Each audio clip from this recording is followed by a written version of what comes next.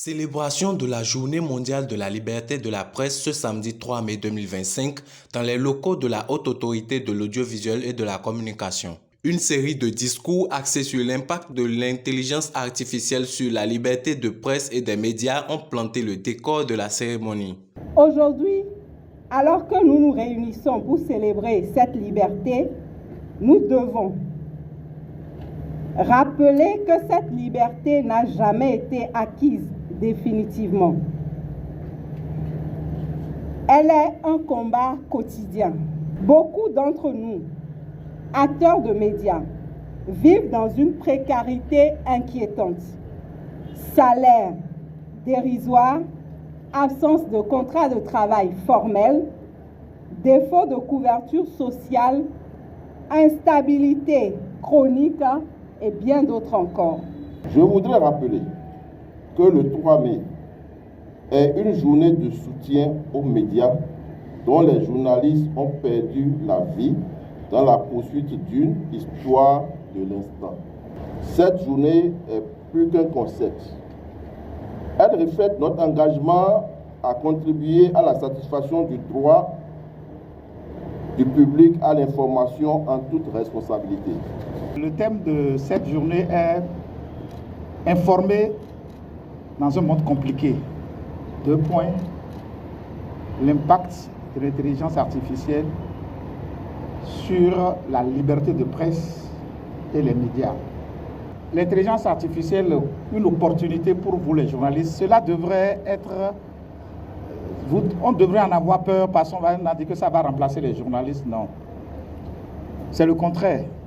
Parce que vous-même, vous le savez, regardez sur les réseaux sociaux, il y a tellement de fausses informations que le premier réflexe aujourd'hui du consommateur, c'est le doute permanent. C'est la chance des journalistes, c'est la chance que nous devons saisir. Parce que quand c'est les journalistes qui font les analyses, on sait que c'est un journaliste, c'est déjà un peu plus crédible. C'est un événement solennel qui a rassemblé les acteurs de la presse de par le Bénin. Ces derniers n'ont pas manqué d'exprimer leur satisfaction de la célébration. Le 3 mai, depuis 1993, est décrété Journée mondiale de la liberté de presse. C'est un moment de réflexion. Vous avez bien fait de parler de célébration. Le président, dans son discours tout à l'heure, a refusé. Le mot fête, ce n'est véritablement pas une fête, c'est une célébration. Donc, il faut des réflexions. Il y a eu beaucoup de réflexions. Il y a eu, c'est vrai, une petite collation pour nous permettre de rester entre nous. Mais le 3 mai doit rester avant tout un moment de célébration, un moment de réflexion. Très content de savoir que nous renouons avec cette belle habitude et cela nous a permis de nous revoir. Et au-delà des retrouvailles, nous avons pu entendre un discours prometteur, un discours qui porte l'espoir de la presse béninoise. C'est une très belle initiative, ça édifie les journalistes que nous sommes, savoir déjà comment traiter les informations, savoir en vrai c'est quoi notre rôle.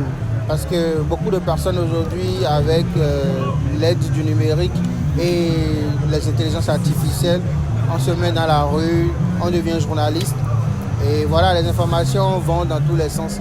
Mais étant dans la corporation, avec tout ce qu'il faut comme assainissement, un peu comme le président Edouard Loko l'a dit, ça va permettre à reconnaître et à identifier les vrais journalistes de la corporation, et ceux qui font le travail aisément. Retour à une vieille habitude ce samedi 3 mai pour célébrer la Journée mondiale de la liberté de la presse. Il faut noter qu'à l'occasion, les participants ont assisté au lancement du nouveau site web de la Haute Autorité de l'audiovisuel et de la communication. C'est dans une ambiance festive que les professionnels des médias béninois ont achevé l'événement.